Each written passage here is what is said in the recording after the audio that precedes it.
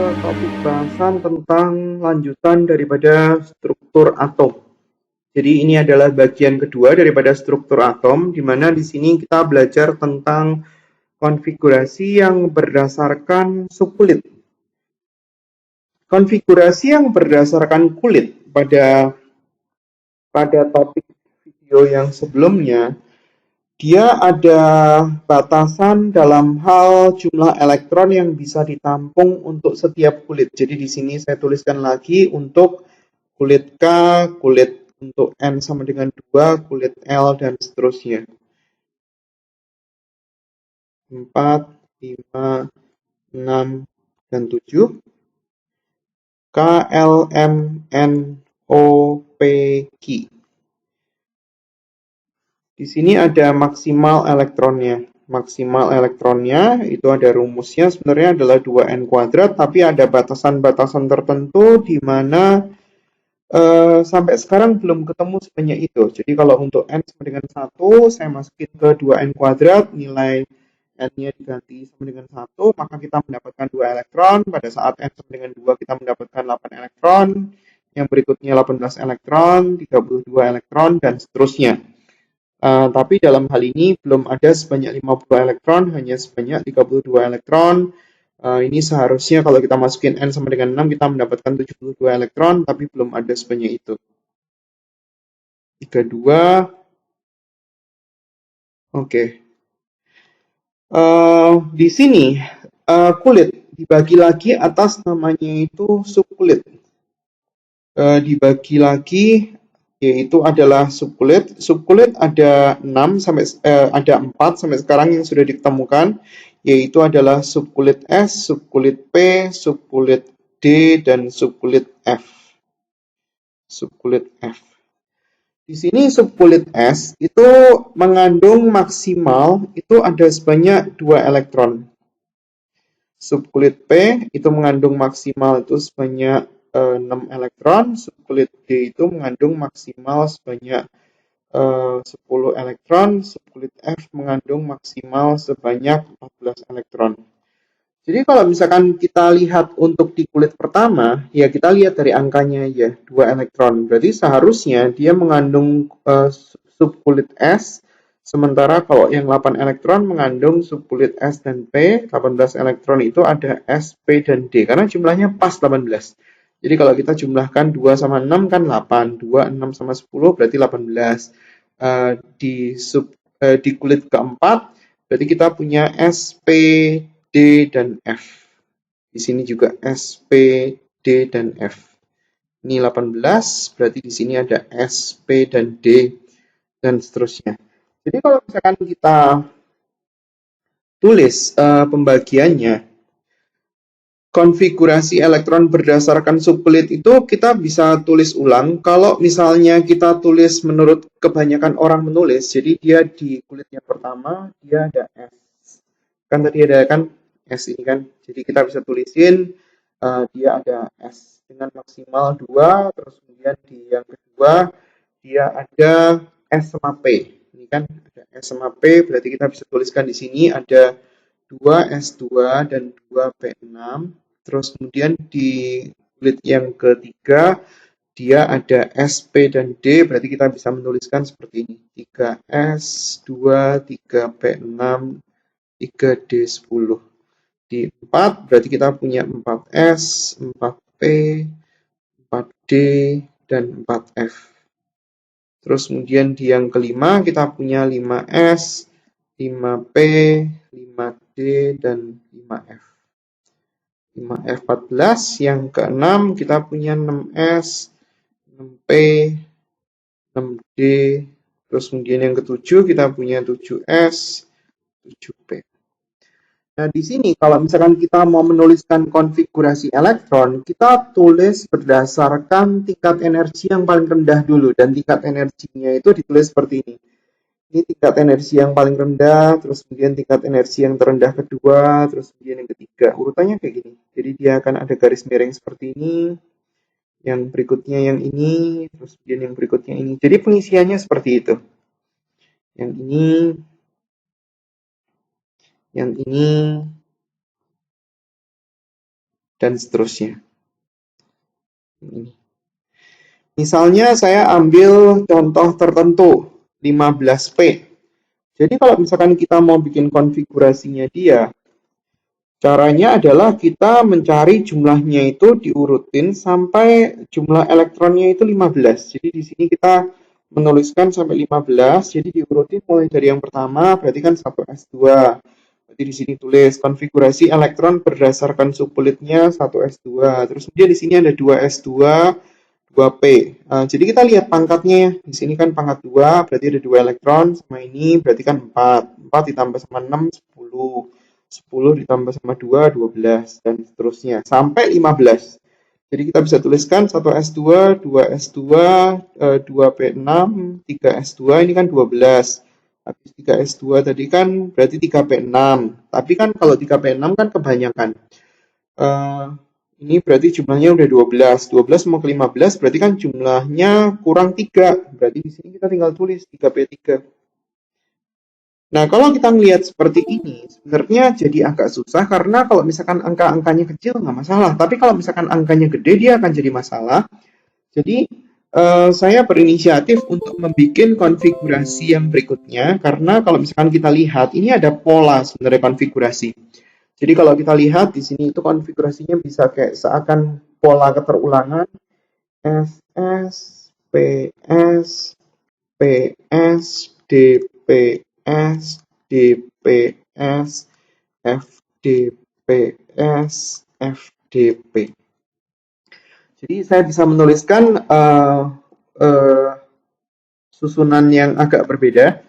Jadi saya bisa tulis S, S, PS, PS, DPS, DPS, FDPS, FDP.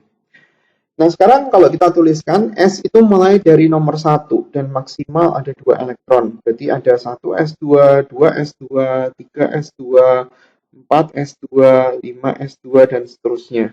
Tinggal dibikin urut aja.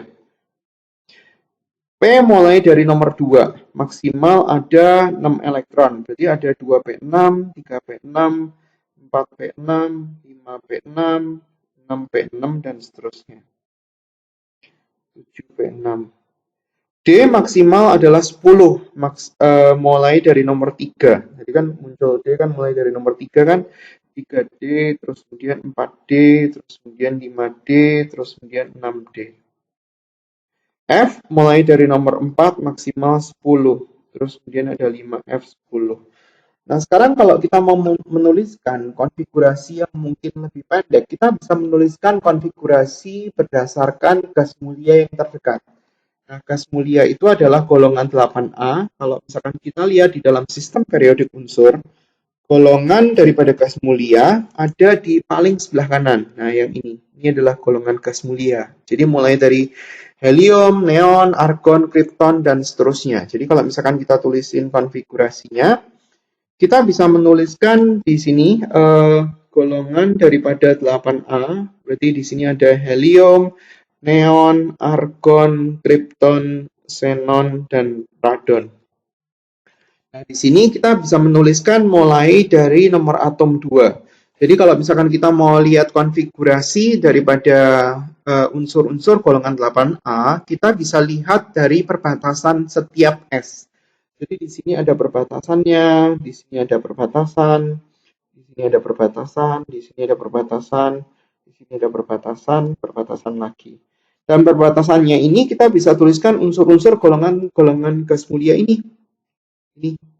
Jadi di sini ada konfigurasi daripada helium, konfigurasi daripada neon, konfigurasi daripada argon, konfigurasi daripada kripton, konfigurasi daripada xenon, konfigurasi daripada radon. Nah, terus kemudian kita mulai dari 2 helium. Nah, cara ngafalinya adalah dari helium ke neon, ini ditambah sama 8, ini juga ditambah 8, terus kemudian ditambah 18, ditambah 18, terus kemudian ditambah 32. Jadi kita bisa tulisin 2 ditambah sama 8, 10, 10 ditambah 8, 18, 18 ditambah 18 berarti adalah 36 kripton, ditambah sama 18 lagi berarti 54 xenon, terus kemudian ditambah sama 32 berarti 86 radon. Nah, sekarang pada saat kita mau menuliskan konfigurasi suatu unsur, dia akan lebih mudah pada saat kita melihat konfigurasi unsur golongan gas mulia terdekat sebelumnya. Misalnya kita punya contoh untuk 15P. 15P itu kalau kita lihat dia paling dekat itu dengan 10Ne.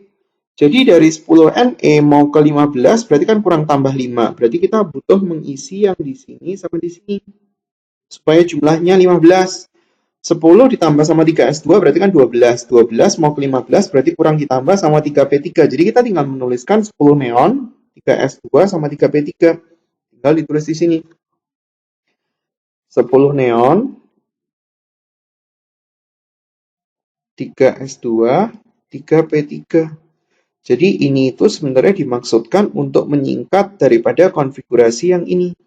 Jadi kita nggak usah tulis terlalu panjang. Yang kedua, misalkan kita punya ND 60. Ya tinggal dicari konfigurasi yang golongan gas mulia terdekat sebelumnya, sebelum angka 60.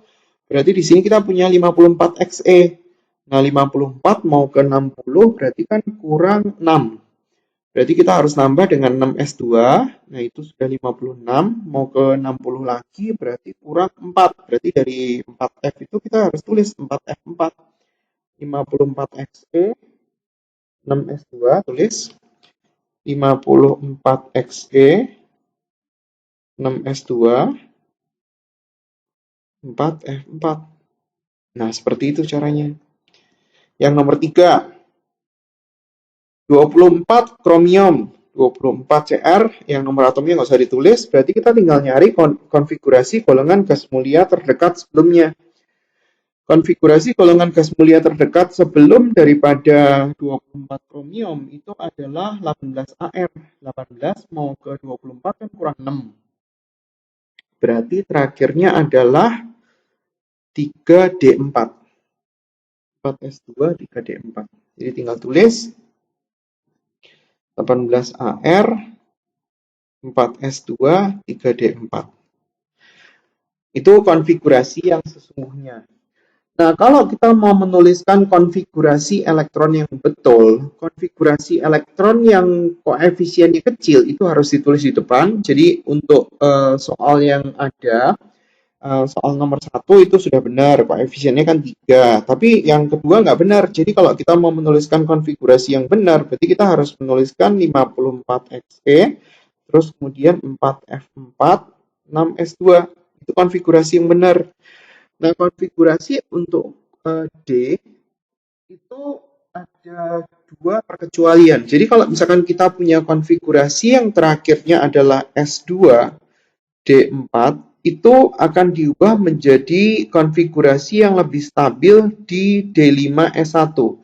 Demikian juga dengan kalau kita mempunyai konfigurasi S2 D9, dia akan ditulis menjadi konfigurasi yang lebih stabil, yaitu adalah D10 S1. Kenapa D-nya ditulis duluan? Karena koefisien daripada D itu selalu lebih kecil daripada S. Jadi D-nya harus ditulis dulu. Kan angka yang kecil harus ditulis di depan. Jadi di sini kalau kita mau menuliskan konfigurasi yang benar, yaitu adalah 18 argon, 3D4, 4S2. Itu konfigurasi yang betul untuk kromium. Nah, sekarang untuk yang nomor 4. Di sini kita punya PD, 46 PD. Kita tinggal lihat konfigurasi yang terdekat sebelumnya, mintanya adalah 46 PD, berarti di sini konfigurasi yang paling dekat adalah 36 KR. Dan kalau kita mau ke 46, berarti kurang 10. Jadi harusnya terakhir adalah di 4D8. 5S2, 4D8. 36 KR. 5S2, 4D8. 5S2, 4D8. Jadi dia pas. Konfigurasinya harus dibenerin karena koefisiennya itu ketukar 36 KR. Di sini 4D8, 5S2.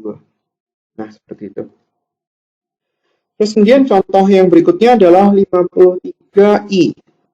Jadi yang nomor 5, 53I, kalau misalkan kita tulisin yang paling dekat itu adalah Kita nggak boleh lihat dari 54 ya, kita harus lihatnya dari yang sebelumnya. Jadi 36 kr, saya tulis dulu.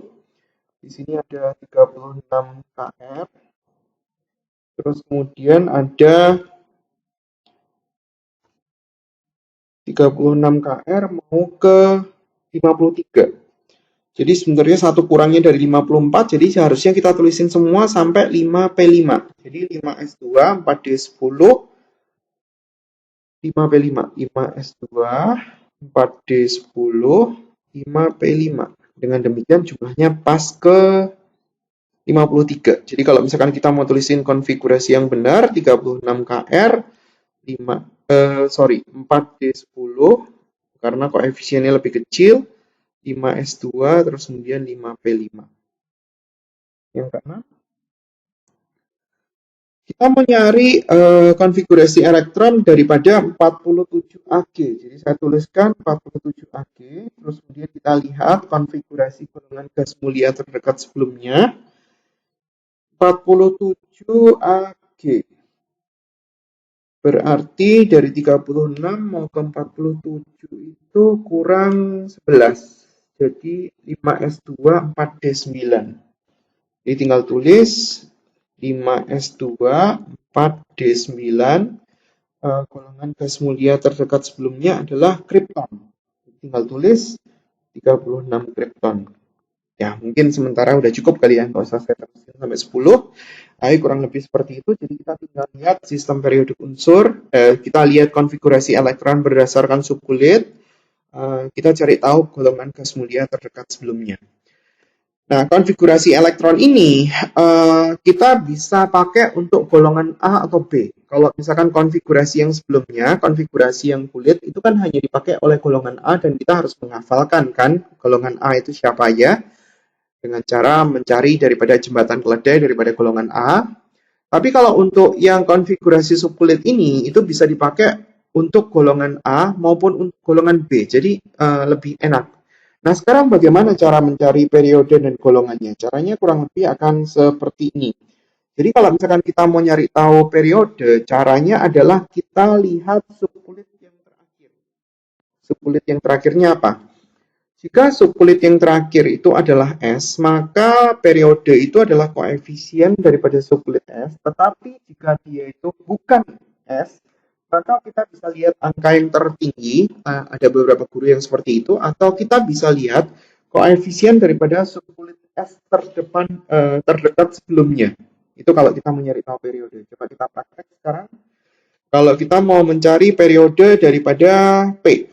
Jadi untuk soal ini periodenya adalah periode, saya singkat per ya.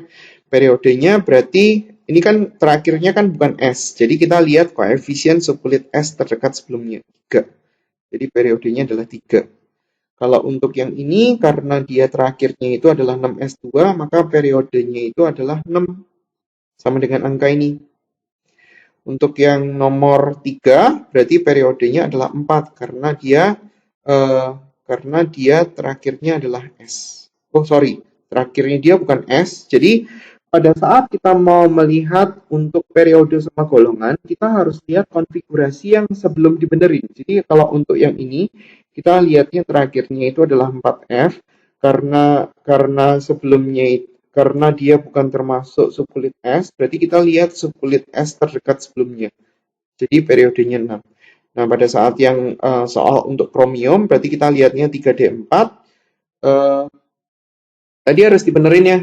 Sorry, saya belum benerin. Kalau untuk 3D4, 4S2, berarti di sini 3D5, 4S1. Oke.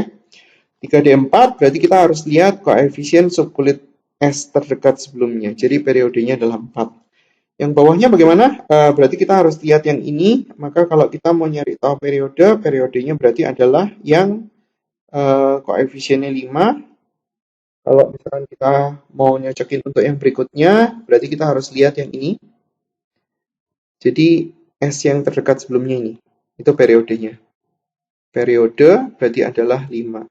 Kalau yang ini, berarti periodenya kita melihat yang ini. Jadi periodenya adalah 5 juga untuk soal nomor 6. Bagaimana dengan golongan? Jadi cara menghafalkan golongannya kayak seperti ini, yang dia itu S sendiri, P sendiri, terus kemudian D sendiri. Kalau dia terakhirnya S, maka dia tinggal ngikutin pangkatnya dia. Kalau S1 berarti cara ngafalinya golongan 1A, S2 berarti golongan 2A, tapi ada perkecualiannya. Untuk satu S2 dia termasuk golongannya 8A. Kalau untuk yang P, kita tinggal tambahkan sebenarnya. Kalau misalkan dia itu P-nya itu pangkat 1, maka ditambahkan 2, hasilnya adalah 3, golongan 3A. Kalau dia 2, berarti ditambah sama 2, hasilnya 4A. Jadi cara ngafalinya nggak terlalu susah. Kemudian untuk D, koefisien daripada D itu selalu satu kurangnya daripada S. Jadi kalau misalkan kita tulisinnya harus seperti ini, koefisien S-nya itu N, koefisien D-nya itu adalah N-1. Maka kalau kita mau ngafalin golongan D, subkulit yang D, kita tinggal tambahkan sebenarnya. Sampai dia itu di angka yang 6, pada saat kita tambahkan itu kan hasilnya adalah 8B. Nah, dua yang berikutnya ikut. Jadi agak susah kalau misalkan kita mau pakai cara yang sama untuk ngafalin untuk D7 dan D8. Jadi hafalin sampai D6 aja, caranya tinggal ditambah 2. Nah, terus kemudian dua berikutnya keikut dia, termasuk golongan 8B. Terus kemudian yang 9 sama 10 yang hafalinnya sendiri, golongan 1B dan 2B. Sementara kalau terakhirnya adalah 4F, dia termasuk golongan lantanida, yang 5F adalah actinida. Lantanida yang di sini ya, ini lantanida, ini actinida. Oke, nah sekarang bagaimana caranya ngisi daripada periode dan golongannya? Kalau kita mencari tahu golongan untuk yang ini, berarti kita tinggal lihat yang subkulit terakhir, karena yang aturannya kan seperti itu. Kita cara menentukan golongan adalah lihat daripada subkulit terakhir. Subkulit terakhirnya di sini adalah sebelum konfigurasinya itu diketik-ketik. Jadi subkulit terakhirnya itu adalah ini, P3. Tadi bagaimana cara ngafalin? Tinggal ditambah sama S kan, berarti golongannya adalah golongan 5A. Jadi subkulit SPDF itu sebenarnya dari sistem periodik itu kita bisa tahu dia termasuk di bagian mana. Ini sebenarnya dia adalah termasuk blok S namanya. Karena ini adalah S1 atau S2, yang ini itu adalah blok P. Ini P, subkulit P semua, yang ini adalah subkulitnya itu D semua. Nah, ini subkulitnya ini adalah F. Begitu caranya. Nah, terus untuk yang nomor 2. Terakhirnya adalah 4F, berarti dia termasuk golongan lantanida. Jadi kan 4F lantanida, 5F actinida. Terus kemudian nomor 3, kalau kita mencari tahu golongan, berarti golongannya adalah, kita lihat dari D4. Tambah 2, berarti 6, berarti golongannya adalah 6B. Kemudian untuk yang ini D8 kan ngafalinya dari D6 tambah 2 berarti kan 8, D6, D7, D8 itu termasuk dalam golongan 8B. Gitu caranya. Kemudian kita coba lagi untuk nomor 5. Jadi kalau misalkan kita mau nyari, berarti kita tinggal nyarinya dari subkulit terakhir. Dalam hal ini adalah P5. Dari sini kita bisa tahu golongannya. Karena dia terakhirnya adalah P, berarti tinggal tambah 2. Golongan 7A. Terus kemudian untuk yang AG, di sini kalau misalkan kita mau benerin konfigurasinya sama kayak seperti aturan tadi kan ada S2D4 diganti dengan konfigurasi yang lebih stabil yaitu adalah D5S1, konfigurasi yang S2D9 diganti menjadi D10S1. Jadi kalau kita punya ini, konfigurasi yang seharusnya yang kita tulis adalah 4D10 5S1. Tetapi dalam kita mencari periode atau golongan, ataupun sebentar lagi adalah keempat bilangan kuantum, maka kita mencarinya dari konfigurasi yang paling terakhir, yang dia belum dikotak-atik. Jadi, kalau kita mau mencari golongannya adalah dipengaruhi dari D9, jadi golongannya adalah golongan 1B. Nah, itu adalah cara mencari periode dan golongan untuk semua golongan A maupun B. Nah, sekarang kita masuk ke yang namanya itu adalah keempat bilangan kuantum. Saya harus menginsert daripada slide lagi karena tempatnya nggak cukup. Terus kemudian saya masukin lagi satu lagi, mungkin baru cukup. Oke, saya masuk di sini. Bilangan kuantum. Jadi di sini kita tujuannya itu adalah mencari lokasi daripada elektron. Karena pada saat kita mau melakukan rekayasa sifat suatu bahan, kita harus sampai ke di mana letak elektron yang terakhir, karena itu akan membawa sifat daripada atom atau unsur tersebut. Pada saat kita mau mencari daripada posisi elektron, maka kita membutuhkan nilai daripada bilangan kuantum. Bilangan kuantum itu ada 4, yaitu adalah bilangan kuantum utama. Bilangan kuantum utama itu ditunjukkan oleh nilai n, nilai n-nya. Yang kedua adalah bilangan kuantum azimut. Nilainya adalah L, di mana nilai L itu terentang dari minus N sampai, L itu ada beberapa, L itu ada L sama dengan 0, L sama dengan 1, L sama dengan 2, L sama dengan 3, di mana L sama dengan 0 itu menunjukkan subkulit tertentu, yaitu subkulit S. Sementara L sama dengan 1 menunjukkan subkulit P, L sama dengan 2 menunjukkan subkulit D, L sama dengan 3 menunjukkan subkulit F. Jadi, bilangan kuantum azimut itu menunjukkan letak daripada subkulit. Kalau bilangan kuantum utama menunjukkan letak daripada kulit, bilangan kuantum azimut menunjukkan letak daripada subkulit. Bilangan kuantum yang berikutnya namanya adalah bilangan kuantum magnetik.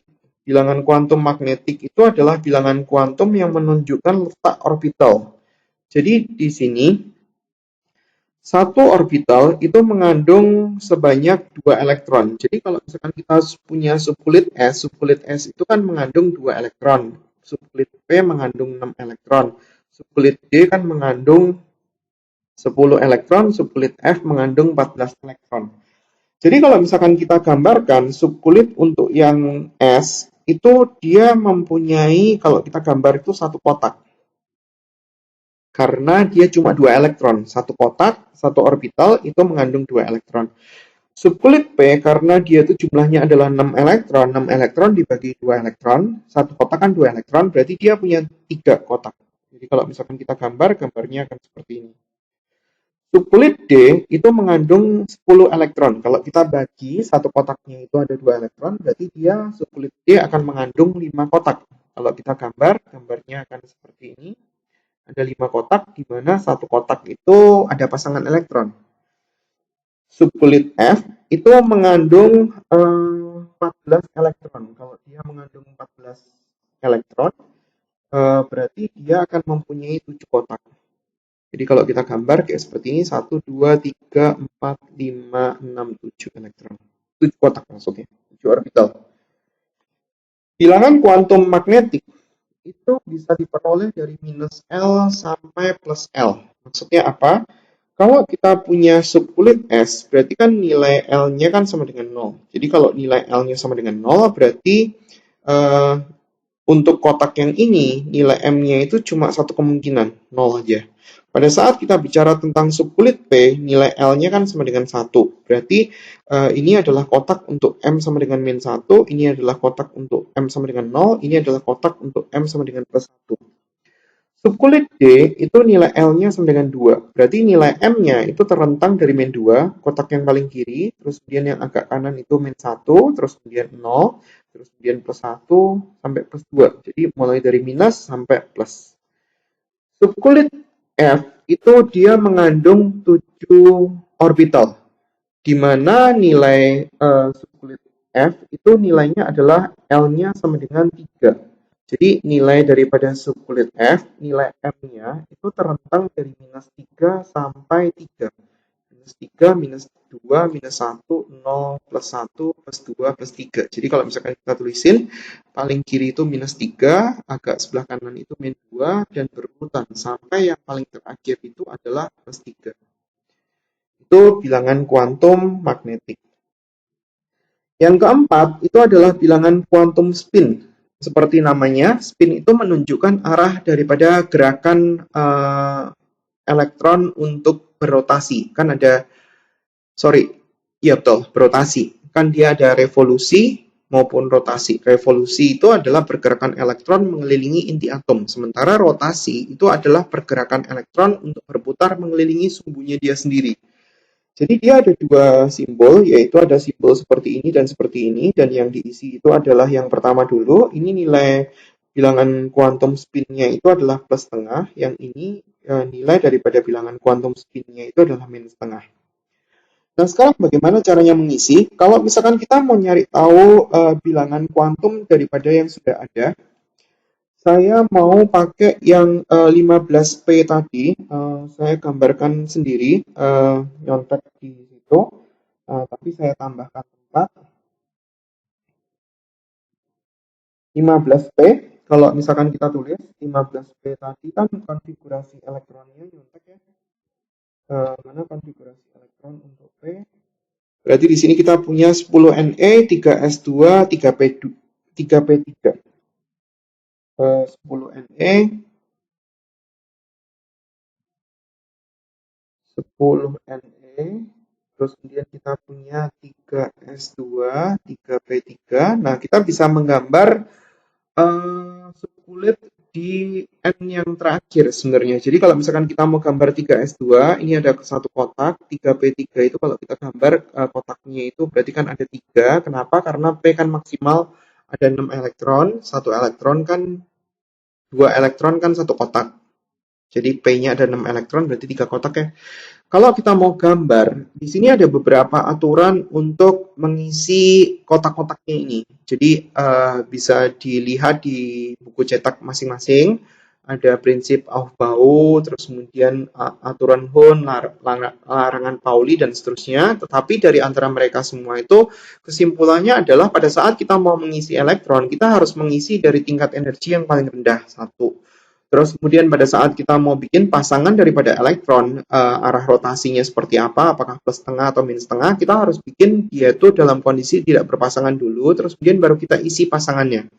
Jadi kalau misalkan kita punya 3S2, maka cara ngisinya 3S1 itu yang ini, terus kemudian 3S2 itu yang ini. Jadi ini adalah elektron untuk 3S1, yang ini adalah elektron untuk 3S2. 3P3 elektronnya itu yang pertama seperti ini. Berarti ini adalah elektron untuk 3P1, terus kemudian ini itu adalah untuk 3P2, ini adalah elektron untuk 3P3. Jadi kalau misalkan kita mau nyari bilangan kuantum, keempat bilangan kuantum untuk elektron terakhir, berarti elektron yang terakhir yang diminta itu adalah elektron yang di 3P3. Jadi kalau misalkan di sini kita mau nyari tahu N-nya, berarti sama dengan angka di depannya P ini, 3. Kalau kita mau nyari tahu L-nya, ya berarti kita lihat P-nya ini, terakhirnya P. P itu subkulit yang nilai L-nya sama dengan 1. Tadi kan sudah ditulis kan.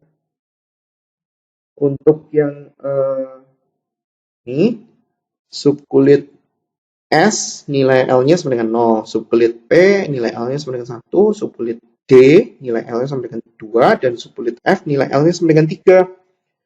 Jadi kita bisa isi subkulit P, itu nilai L-nya sama dengan 1. Terus kemudian kita mau nyari tahu nilai M-nya. Nah, nilai M-nya ini dia berada di mana? 3P3 ini kan berada di nilai M yang sini kan, plus 1 kan. Tadi kan urutannya paling kiri kan min 1, 0, terus kemudian paling kanan plus 1. Jadi ini tuh berada di nilai M yang plus 1. Plusnya harus ditulis ya. Terus kemudian S-nya adalah untuk arah putaran daripada elektron itu sendiri. Jadi rotasi elektron pada porosnya. Untuk gambar yang seperti ini kita tinggal lihat. Kalau dia gambarnya seperti ini, nilai S-nya adalah plus setengah. Kalau gambarnya seperti ini, nilai S-nya adalah minus setengah. Jadi kalau kita lihat yang gambar ini, nilai S-nya adalah plus setengah. Oke, coba kita coba lagi ya. Kita coba untuk yang kedua. Untuk 60 ND, konfigurasinya seperti itu. Saya tulis sedikit-sedikit dulu. 60 ND, konfigurasinya adalah 54XE, sisanya adalah 6S2, 4F4. 6S2, 4F4.